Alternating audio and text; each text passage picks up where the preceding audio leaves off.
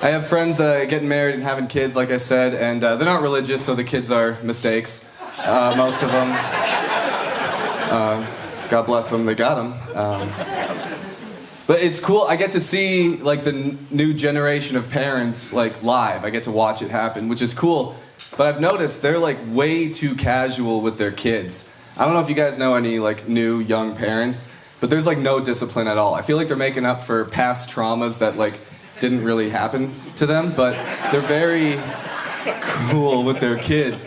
My buddy's got a little girl. He's got a young daughter, and we were hanging out last weekend. And while we were hanging out, he pulled out a joint, and like he went to light it, but then his daughter like stumbled through the room, and I was like, "Hey man, should your kid be here right now? You know?" And he was like, "Nah, don't worry about it, bro. She's chill." And I was like,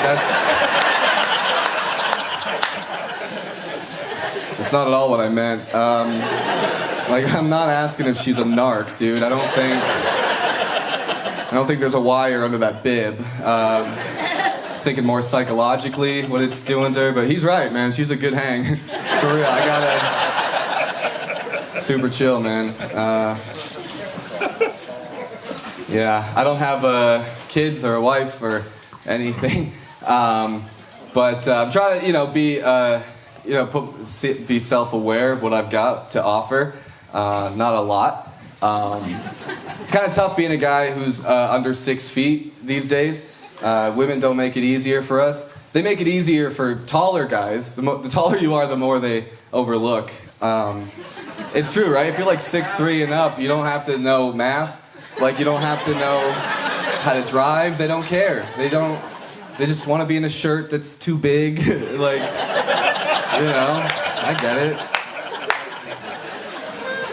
And the rest of us got short king, cool, awesome. It's made me resent tall people. I don't like you. And I'm not alone in this either, by the way. There's actually a silent war going on right now between short guys and tall guys. Nobody's talking about this. Nobody's covering it. Absolutely. That's right. Short guys don't like tall guys, and tall guys don't know the war's going on. So that's kind of what's happening. Yeah, it's like a battle where one side has slingshots and the other side just has better things to do. So, tough spot. I'm getting older, as I said, which means I care less about things I did when I was a younger man, like my stamina. Not with running or swimming or jump rope, but the one that counts. The only one that matters. It sucks when I can't hold out long enough. It's a tough moment. I know what I need to do, but honey, it's not gonna happen. It's devastating. I feel bad. I mean, I feel good, but like I feel later I feel bad. Because you know what it feels like?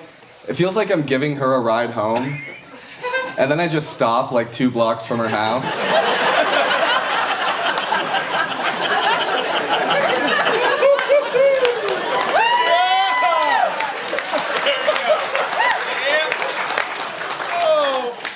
All right, there you go. She's like, "What do you mean? I can see my house. Just drive a little more. It's right there." I'm like, "I'm not driving anymore."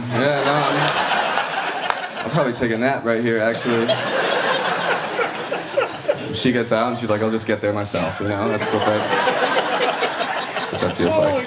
Oh my God. You guys are a lot of fun. I'll leave you with the most impressive thing I've ever done for a woman. Sorry. It's back in college. I was hanging out with a woman and I had a big crush on her. And I was hanging out with her and her friends. While we're hanging out, she received a dick pic from another guy, not me. That'd be crazy. But and she's like, "Oh God, what do you even say? How do you respond to something like that?" And her friends were just so not helpful. One of them was like, "Tell him to knock it off." I was like, that's stupid. So I just said, "Give me that," and I took her phone and then sent one back.